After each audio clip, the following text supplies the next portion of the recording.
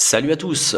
Avec un petit peu de recul, je vous propose de voir l'affaire du producteur tabassé par la police sous un autre angle, en commençant par écouter Patrice Ribeiro, secrétaire général de Synergie Officier. Et les policiers ont d'abord non pas fait un simple contrôle de masque, mais ils se sont aperçus que cet individu qui était dans la rue avait une énorme sacoche avec une odeur de stupéfiant très très forte. Donc c'est pour ça que cet individu s'est réfugié chez lui très très vite.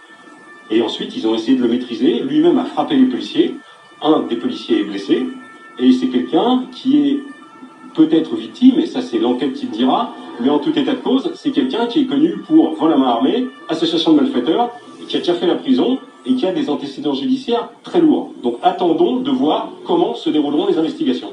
Ah, visiblement, ce producteur noir n'est pas tout à fait loi blanche qui nous a été présenté par les médias de masse en général. Et maintenant, intéressons-nous à un certain Bernard Mourad, un banquier d'affaires, conseiller d'Emmanuel Macron pendant sa campagne présidentielle. Et voici ce qu'en dit donc Wikipédia. En octobre 2016, il quitte ses fonctions chez Altis Media Group pour rejoindre l'équipe de campagne d'Emmanuel Macron comme conseiller spécial.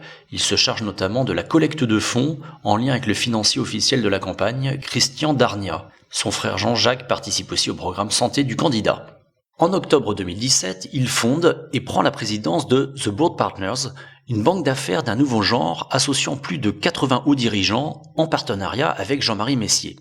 Il annonce simultanément la création de Loopsider, un nouveau média vidéo dédié aux réseaux sociaux qu'il finance et préside en association avec l'ancien dirigeant de Dailymotion, Giuseppe De Martino, et l'ancien directeur de la rédaction de Libération, Johan Hufnagel.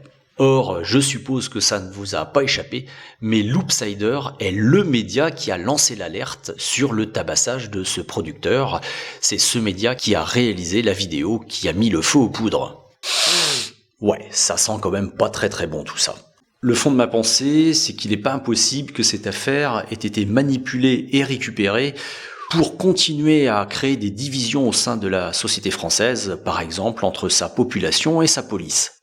C'est probablement le fameux diviser pour mieux régner, fomenté par ces banques et ces multinationales qui nous gouvernent. Pour finir, n'oubliez pas de liker, commenter, partager cette vidéo, de vous abonner à ma chaîne, de me soutenir financièrement sur mon compte Tipeee ou sur mon compte Paypal, je vous ai mis les liens dans la description, et sur ce, je vous souhaite une bonne journée.